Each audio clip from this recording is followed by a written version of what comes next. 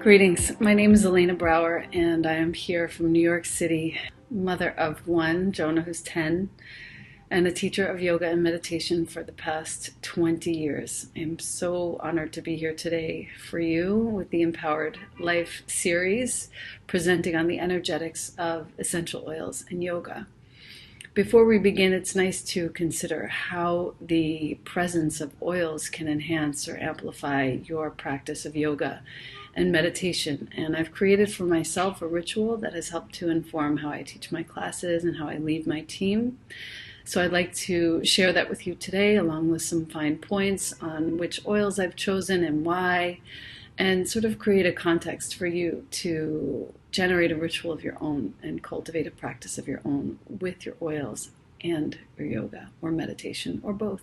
Before I begin to practice, I always take a few minutes to clear my space and just move out of the way anything that might be distracting to me or take me off my mat, and that takes just a few minutes of my time. And then I begin by considering a few words that point to how I would like this day to go, and I call that my intention. And as I take a few moments to sit and listen here in my meditation space, I will wait for a few breaths until the word or sentence or words comes to me.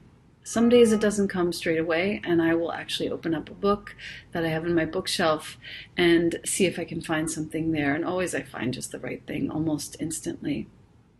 On this particular day that I designed this presentation, which was quite recently, there were 4 words that came: stability, vitality, neutrality, and harmony. And I'll talk a little bit about each of these words just so it can just kind of get solidified for you as it did for me.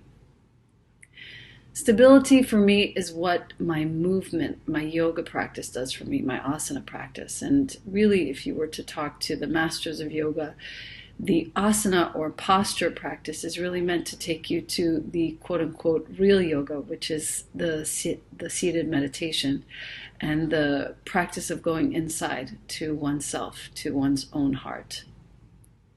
Vitality is what I feel every single time I move my body, every time I take a seat to meditate. That comes. And on this particular day, when I was creating this presentation, I was nervous to create it. And I needed these 4 words. Neutrality is an interesting one because it doesn't imply weakness at all. In fact, it implies a state of holding no tension in my system with anything.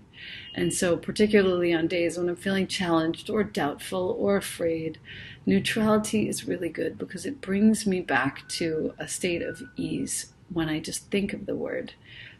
And as you'll see in a moment, now I have an oil to go with that sensation. And finally, harmony is what I feel in my heart and my mind whenever I sit and meditate. And I feel like there are a few oils that give us harmony, but there's one in particular that I really love and I can't wait to share with you. But first, once I have the word or words of intention written, and sometimes I'll write them on a little watercolor card or I'll write them in my journal, I'll say them out loud until I feel a resonance, a landing in my heart space.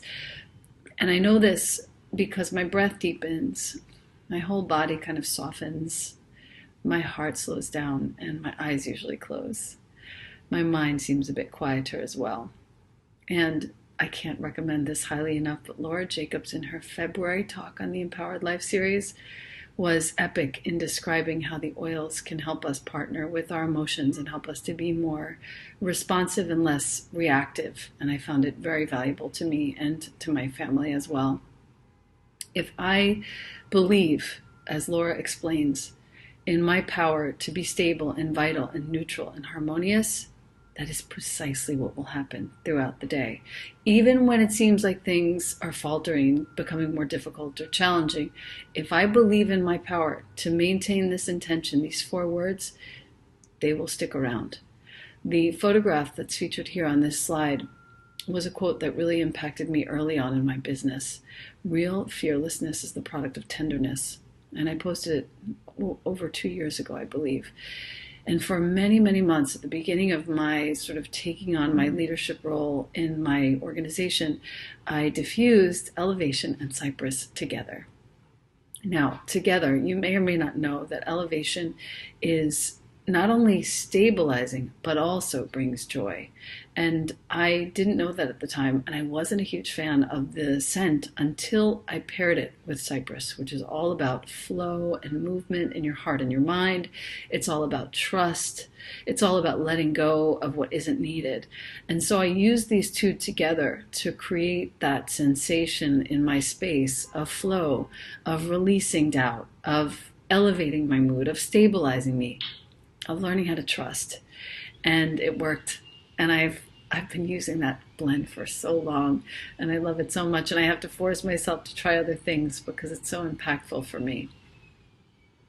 Once I've chosen my word or words of intention, I will select an essential oil to pair with that intention. And on this particular day, my day of stability and vitality and neutrality and harmony, I chose Intune.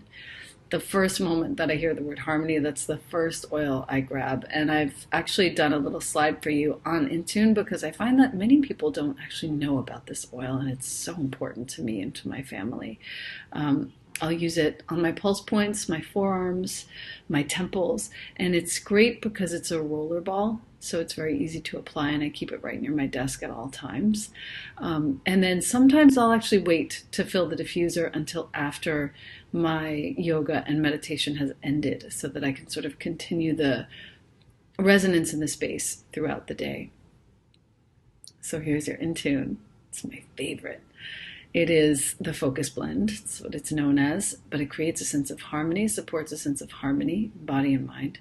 The constituent oils, there are many, but sandalwood, frankincense, and lime contribute to a sense of overall well-being, while the benefits of patchouli, ylang-ylang, and Roman chamomile are super calming and soothing.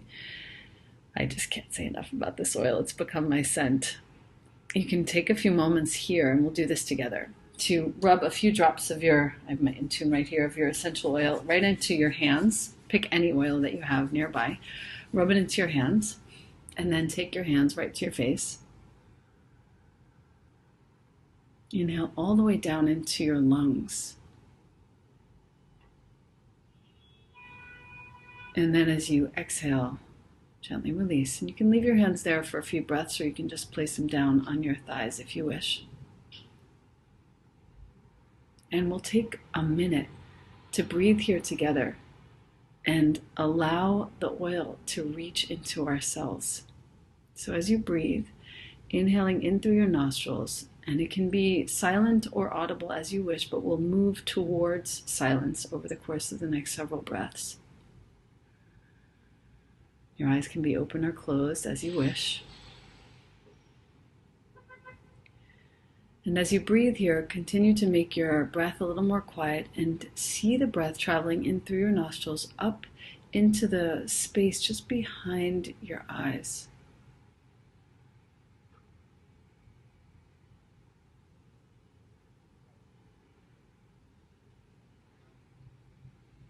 And we'll take it a step further. As you breathe in through your nostrils up into that space, follow the breath as it gently then falls down and fills your belly.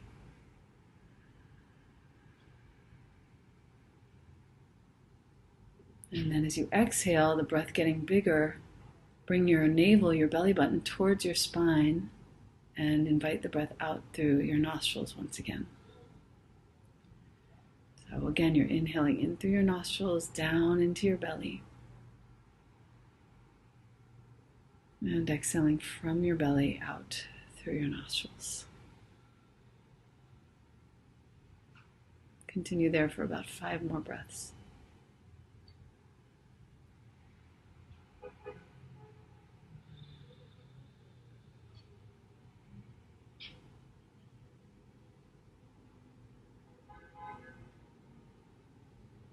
Just notice your breath getting more and more voluminous and luminous,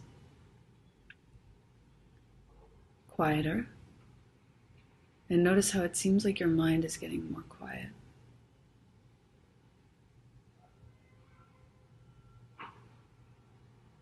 Last breath or two, full breath from your nostrils down into your belly. And from your belly, navel back to spine, out through your nostrils, releasing. Good. And when you feel ready, you can open your eyes gently. Very nice. How exactly does that work, after all? Of the five senses, smell is the only one that connects the outside world to the brain directly.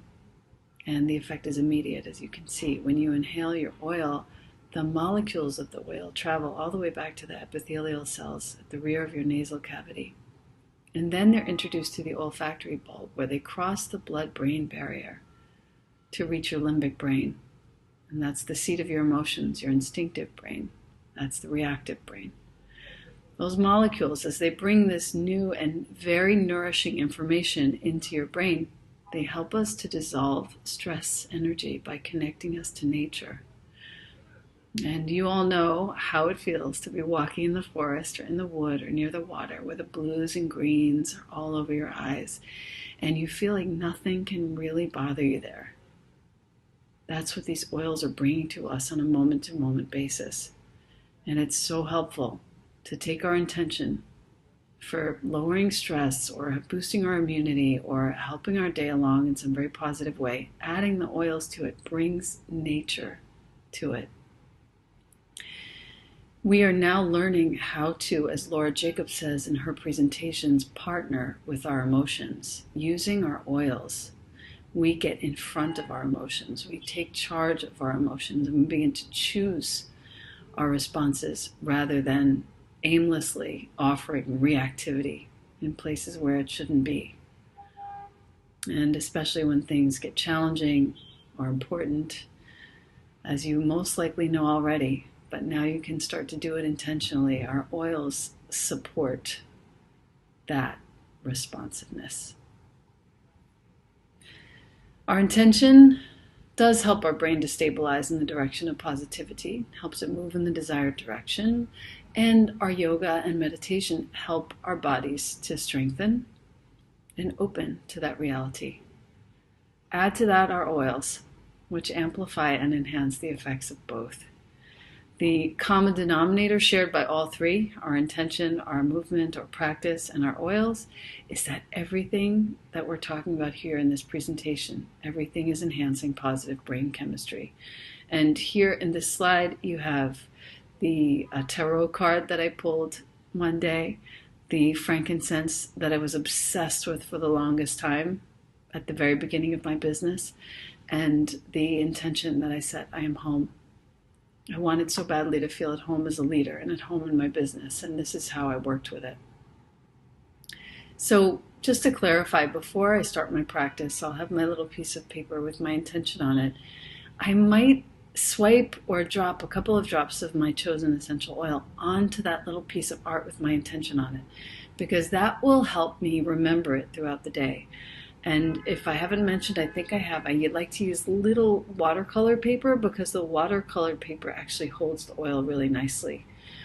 And then I can place that little piece of art near my computer or near my books where I'm working, near my mat where I'm studying. I can put it in my wallet and carry it with me and remind myself throughout my day. I love doing that, tuck it away with a little crystal in my pocket. That's a really effective way to remind myself of my intention throughout the day as well, especially when things are hard. And throughout the day, I continue to remind myself of that intention, which positively impacts everyone who comes near me, as my son can attest to. When you reset your own limbic brain, everyone around you is able to do the same. It's called limbic resonance, and it's a very important phenomenon that happens amongst human beings and humans and animals, where, and you can think of it this way, have you ever seen someone walk into a room super positive and suddenly you felt better? You felt uplifted. We've all had a teacher like that or a dear friend like that. You can even close your eyes for a moment and think of someone like that who just brings the love all the time. This is what we're looking for in our own beings. This is where the oils can help us. Now we've covered your intentions. Now we can bring our awareness to your movement. And this is a fun little exploration into your brain and how it works with your body. The movement center in your brain is called the primary motor cortex, which is connected to your adrenal glands. This is a very important fact here. Every time you move, when you exercise, whether it's yoga or cardio or preferably a combination of the two in some way, hormones such as cortisol and adrenaline, which are produced when you're super stressed out, are kept to a minimum. And this is really interesting for all of us, because if we can keep those hormones and that production to a minimum, the body's immunity is boosted. Okay? The more those hormones are released into the bloodstream, the lower our immunity becomes, the easier it is for us to get sick, the more vulnerable and fragile the system becomes overall. And specifically, when you practice yoga, and this is why I have stuck to the practice for all these 20 some odd years, you are moving and working with the lymphatic system. Now, when you circulate lymph throughout your body, which is basically helping the body rid itself of toxicity and disease, anything that leads to sensations of inflammation or even stiffness, you are helping your immunity along. And even more specifically, you have lymph channels everywhere throughout your body. But you have these little filtering stations throughout the body known as lymph nodes. You have them in your throat. Most of us know about that. You have them under your arms, groin area, ankles, right around your ankle bone. And every time you move, you're actually stimulating these filtering stations to circulate lymph throughout your body. And the lymph carries what are called lymphocytes. Those are white blood cells, which help to destroy bacteria and move viruses out of your body. So the lymphatic system is actually relying on, and I've shown you a few pictures here of some of the postures that I do most often. The postures are relying on the way in which you're moving your muscles. The lymphatic system is relying on the way in which you move your muscles to wring out these nodes and move the lymph along so that you can have an optimized system, optimized specifically your immune system. Now, knowing this, we also learned that the contraction of the muscles around those filtering stations, around the lymph nodes, is what really does the trick. So a lot of yoga postures, these were designed thousands of years ago by masters who understood this, are all meant to help boost your immunity.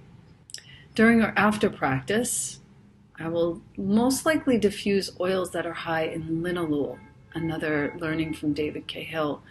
This is a chemical component that helps to relax smooth muscles in the body and also reduce both sad and anxious feelings. Some examples are petitgreen, lavender, clary sage, basil, cilantro, and coriander. Now, with the exception of lavender, all the rest of these oils were ones that I really didn't gravitate towards. And when I learned this a couple of years ago, I began to experiment with all of them. And combining basil and coriander with other oils, citrus oils, and lavender, combining clary sage with things like sandalwood and bergamot, all of this is helping to ease my state. The first state change happens very often when I just fill up the diffuser in the morning. And if I do it before my practice, it's an immediate response from my body, an immediate smile, not just from my face, but all over my body feels it. Now, ultimately, the choice is yours as to how you work with your oils in your practices to bring about your desired intention. And you can work with it for your day, your week, your month, or even a project or an action or an interaction. And I'll just give you a quick synopsis of the ritual that I do every day so that it's clear. First, select your intention and know what you're going to practice and choose your oil. Second, write your intention down and perhaps add your oil to that little piece of paper or your journal entry. Third, you can place a few drops of that oil between your hands and inhale. Take a few breaths like we did here together today. Such a sweet pause. Then you can read your intention aloud until it's true for you, until it lands in your heart space, until your eyes close and your body feels it is true. Then move to cultivate the currents of energy throughout your body. After which you can either diffuse during your practice or you can diffuse after your practice, which most often is what I do. And then you can carry or place your intention near you during your day, pocket, wallet, near your workspace. Mine's sitting right here, right now. Mine today is let good people close to you. Notice how it changes your state of being. Our team, lastly, in closing, encourages, as I mentioned, the use of keeping a journal of how you love your oils and how you use your oils, and more specifically over the course of your work and your day, not just with your intention, but overall, it's really nice to keep a record of how the oils impact you, because that will be an invaluable tool, teaching tool for your classes and your presentations, your workshops, and so forth. These are basically called our self-care notebooks, and they're really valuable resources for ourselves personally and for our growing team. Finally, the discipline and joy of a daily practice delivers love to every one of your cells. And with a practice, you may find that there is a new sense of ease and feeling at home in your body. This is my wish for all of us. And as it becomes consistent, my prayer is that you find the busyness of your mind resting, coming to a nice, complete rest in your knowing heart. I wish you all the success in your yoga, in your meditation, using your oils with both. Sending you so much love and gratitude. Thank you so much. Have a great day.